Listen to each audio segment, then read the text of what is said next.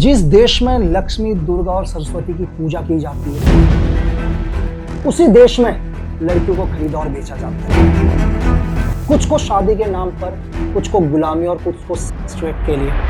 राजस्थान और मध्य प्रदेश में बेटियों को बेचने का कारोबार चल रहा है, ऑन पेपर, ऑन रिकॉर्ड। मेरे को 10,000 रुपये रोज की चाहिए, भले आप 4 काम कराओ दिन में या 1 रात रुको। यार ये सिर्फ खबर नहीं है, ये वो सच है जो आपकी आत्मा तक को झंझोर देगा। नेशनल क्राइम ब्यूरो रिकॉर्ड्स के हिसाब से हर रोज भारत में 172 लड़कियां गायब होती हैं। एक महीने के अंदर 5160 और एक साल के अंदर 62,780 लड़कियां गायब होती हैं, जिनका कभी पता नहीं चलता, जो कभी लौट कर नहीं आती। अगर आज भी आप नहीं बोले तो ये अगला नंबर आपकी बेटी का भी हो सकता है यार। जबरदस्ती करते थे, कपड़े वपड़े फाड़ दिए, हमारा बलात्कार करने की कोशिश की। कभी आपने सोचा है कि इन बच्चियों को गायब करके कहाँ ले जाया जाता है, इनसे क्या क्या कराया जाता है? अगर मैं बोलूं तो शायद आप सुन भी नहीं पाओगे। ये वो हकीकत है जो आपकी पूरी आत्मा तक को झंझोर देगा यार। इन बच्चियों से ये वो काम कराए जाते हैं जो हम कभी सपने में भी नहीं सोच सकते। ह्यूमन ट्रैफिकिंग से लेकर, यौन शोषण से लेकर, पॉर्न इंडस्ट्री में डालने से लेकर, अगर वो बच्ची किसी काम की नहीं हुई तो उसके शरीर के सारे अंग निकाल लिए जाएंगे, बस सिर्फ अपने फायदे के लिए। कौन है इनके पीछे यार? कोई तो होगा जो इन्हें सपोर्ट करता होगा, कोई तो होगा जो पहली बार इस बच्ची को ले जाता होगा, कोई तो होगा जो बॉर्डर क्रॉस करवाता होगा, कोई तो होगा खरीदता होगा यार। कौन है वो लोग जो इसी देश में रह के इतना बड़ा व्यापार कर रहे हैं, लेकिन फिर भी आज जिंदा हैं, आजादी से घूम रहे हैं?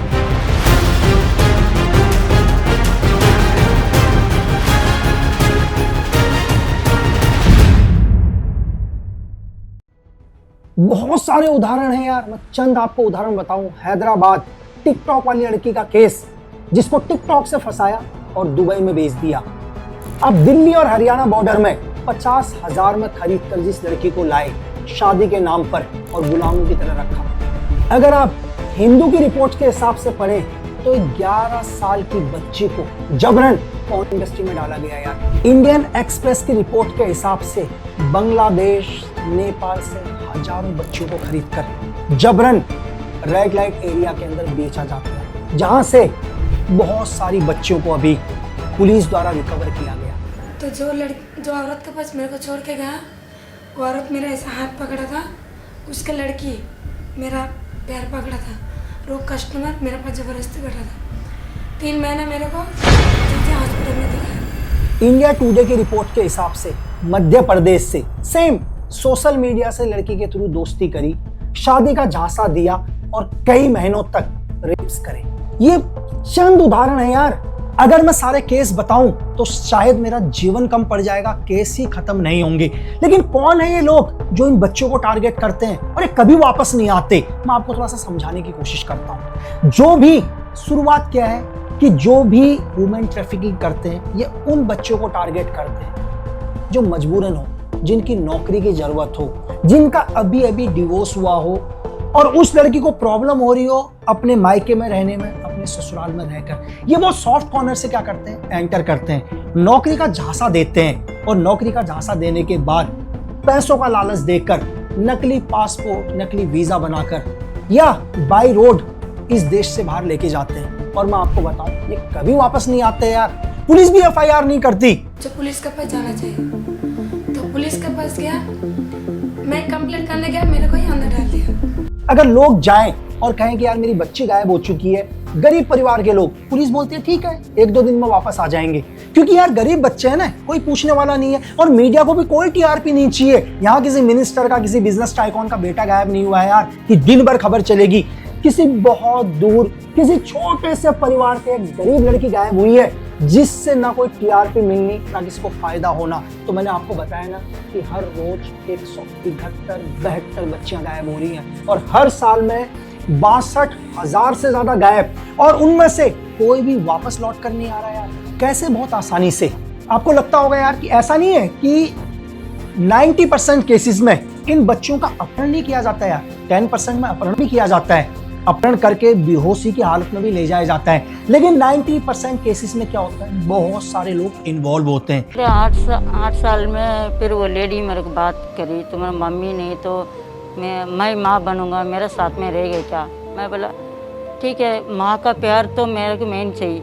और उसके घर पे 1 साल से उसके पास रही मैं। 1 साल उसके पास रही, 9 साल में लाकर मुंबई में कामाटीपुरा में बेचे गया, मेरे को बेच दिया। मैं आपको छोटा सा समझाने की कोशिश करता हूं। अगर किसी गांव में किसी बच्चों को टारगेट करना हो, किसी ऐसी महिला को टारगेट करना हो जिन्हें इन्हें लेके जाना हो, तो गांव के कुछ एक लोग मिले रहते हैं। उसमें बहुत सारे एनजीओस भी हैं यार, बहुत सारे सोशल वर्कर्स भी हैं। मैं बात सबकी नहीं कर रहा हूं। ईमानदार आदमी अपने आप में ना ले। अगर सभी ईमानदार होते तो इस देश से 62,000 बच्चियां हर साल की गायब नहीं होती यार। कुछ एक चंद लोग क्या करते हैं, पैसों के लालच में जो ह्यूमन ट्रैफिकिंग करते हैं उनको टारगेट बताते हैं कि हमारे गांव के अंदर इतने लोग हैं, इतनी बच्चियां हैं जो काम की तलाश में हैं। तो लोग इनसे मिलते हैं और इनको काम का लालच देते हैं। शुरुआत में इन्हें पैसा भी देते हैं। ऐसा नहीं है कि जाते ही पहले दिन इनको लेके चले जाएंगे। हो सकता है कि इनको 1 महीने तक अपने पास काम में भी रखते हैं, काम दिखाएंगे। एक ऑफिस भी इन्होंने बनाया होगा जहाँ बहुत सारी बच्चियां काम कर रही हैं, तो परिवार को लगेगा यार बच्ची काम कर रही है और 1 महीने के अंदर सैलरी भी मिल चुकी है, तो परिवार को भरोसा होता है, दूसरे महीने में भी सैलरी मिल जाती है। तो तीसरे महीने ये लोग बोलते हैं कि यार यहाँ थोड़ा सा कम काम है, यहाँ सिर्फ तुम्हें 10,000 15,000 रुपये मिल रहे हैं, तो क्यों ना तुम दुबई, क्यों ना तुम सऊदी अरब, क्यों ना तुम यमन निकल जाओ, जहां हो सकता है तुम्हें 1 लाख रुपए सैलरी मिलेगी। अब परिवार को पहले ही भरोसा हो चुका है यार, 3 महीने की तो सैलरी आ चुकी है ना। तो वो लोग क्या करते हैं, भरोसे में बच्ची को बाहर भेज देते हैं, क्योंकि जो इनका जो ग्रुप होता है वो बहुत ब्रेन वॉश करने में महारत हासिल होता है यार। उसको पता होता है कैसे बात करनी है, कैसे अपने आप को प्रेजेंट करना है, कैसे सपने दिखाने हैं, कैसे पूरी चीज को एग्जीक्यूट करना है। तो उस बच्ची को ये बाहर लेके जाते हैं और वो वापस कभी नहीं आती। कुछ दिन के बाद 1-2 दिन तक उसके फोन भी आएंगे यार, हो सकता है कि जाते फोन भी ना आए। और वो क्या होगा, उसका परिवार वाले क्या कहेंगे, सेम पुलिस स्टेशन में एक FIR दर्ज कराने जाएंगे। तो पुलिस वाले भी देखेंगे यार, पुलिस वाले भी क्या करेंगे, हजारों FIR पेंडिंग है, तो पुलिस वाले उसकी भी एक FIR ले लेंगे यार, बोलेंगे ढूंढ रहे हैं। अगर पुलिस अपना ही काम कर रही होती तो मैं फिर बोल रहा हूं कि 62,000 से ज्यादा लड़कियां हर साल गायब नहीं होती यार। आपको क्या लगता है कि इतना बड़ा ऑर्गेनाइजेशन, हजारों बच्चियां हर साल के गायब हो रही हैं और इसके पीछे कुछ पावरफुल लोग नहीं होंगे? ऐसा पॉसिबल ही नहीं है यार। आपको क्या लगता है कि इस देश से अगर ना चाहें तो एक सुई भी बाहर नहीं जा सकती और सुई भी अंदर नहीं आ सकती, तो लाखों लड़कियां गायब हो गई यार बिना किसी पावरफुल आदमी की मदद के? ऐसा पॉसिबल ही नहीं है। कोई ना कोई तो होगा जो इन्हें मदद कर रहा होगा। अगर हम स्टार्टिंग से बोलें, शुरुआत में नीचे से करप्शन पर, गांव के वो NGO के लोग जो करप्ट हैं, मैं फिर कह रहा हूं कि हर आदमी अपने ऊपर ना ले। दूसरा क्या है, कुछ करप्ट पुलिस ऑफिसर जो कभी भी क्या है, अपराधी को नहीं पकड़ते यार।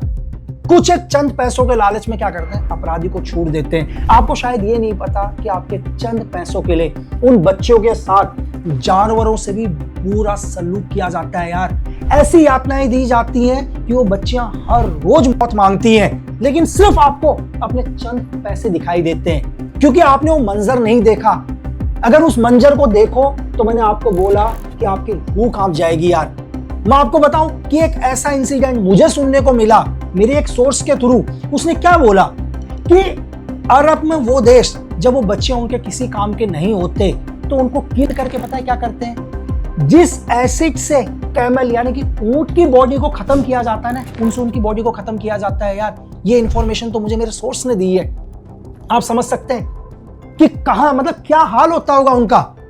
और मैंने आपको बोला पुलिस प्रशासन, कुछ एक करप्ट नेता जो अपने फायदे के लिए, अपने स्विस बैंक भरने के लिए हजारों बच्चियों को बाहर जाने देते हैं यार। वो पासपोर्ट एजेंट जो नकली पासपोर्ट्स बनाते हैं यार, इलीगल पासपोर्ट के थ्रू उन बच्चों को बाहर भेजते हैं। तो यार ये पूरा का पूरा एक रैकेट है, कई सालों से चल रहा है, आज भी चल रहा है। जितनी देर में शायद मैं आपके लिए एक वीडियो बना रहा हूँ उस वक्त भी इस देश की एक बच्ची गायब हो रही होगी यार, बट किसी को कुछ बोलना ही नहीं है, किसी को कोई फर्क नहीं पड़ता। पता है क्यों? क्योंकि मेरा घर सेफ है। हर आदमी को ऐसा लगता है मेरी बच्ची तो सेफ है ना। यही कोई और भी सोच रहा था पहले, लेकिन आज उसकी बच्ची नहीं है। अगर उस व्यक्ति ने सही टाइम में दूसरे की बच्ची के लिए आवाज उठाई होती ना, तो शायद आज उसकी बच्ची उसके पास होती।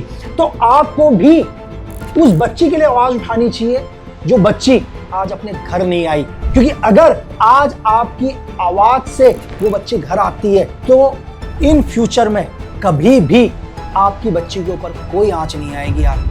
अपराधी के हौसले तब तक ही मजबूत होते हैं जब तक आप कमजोर हो। जिस दिन आप मजबूत हो जाओगे ना, उस दिन हिंदुस्तान में कोई भी अपराधी ऐसा घिनौना काम करने से पहले 1000 बार सोचेगा यार। इस देश से बाहर ले जाने में कुछ एक लोगों की मैं आपको पॉइंट वाइज भूमिका समझाता हूं। नीचे के दलाल, ठीक है, सबसे पहले दलाल जो अपने चंद पैसों के लिए बच्चों को गायब करते हैं। सेकंड नंबर पर कुछ एक पुलिस वाले, करप्ट पुलिस वाले जो उनका सहयोग करते हैं। तीसरे वो करप्ट वकील जो चंद पैसों के लिए ऐसे लोगों को या तो बेल दिलवा देते हैं या जेल से बाहर निकलवा देते हैं। चौथे वो एजेंट जिनको पता होता है कि ये हमसे गलत डॉक्यूमेंट्स बना रहे हैं, डेफिनेटली इन डॉक्यूमेंट्स का गलत यूज होगा, वो भी अपने निजी फायदे के लिए क्या करते हैं, गलत डॉक्यूमेंट्स को बनाते हैं, वो सरकारी कर्मचारी।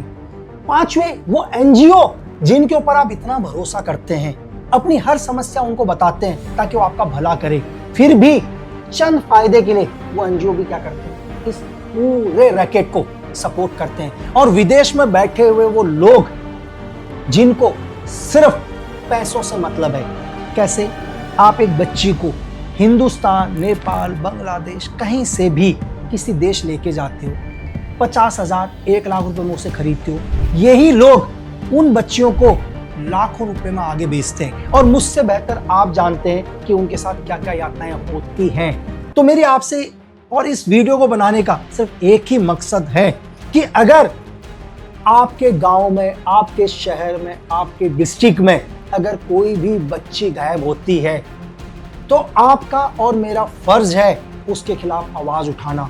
चाहे किसी को अच्छा लगे ना लगे, कोई हमसे नाराज हो, खफा हो, हमारा एक ही फर्ज है उस बच्ची के लिए लड़ना यार। क्योंकि मैंने आपसे बोला हमेशा कि देश प्रेम से बड़ा कोई धर्म नहीं है।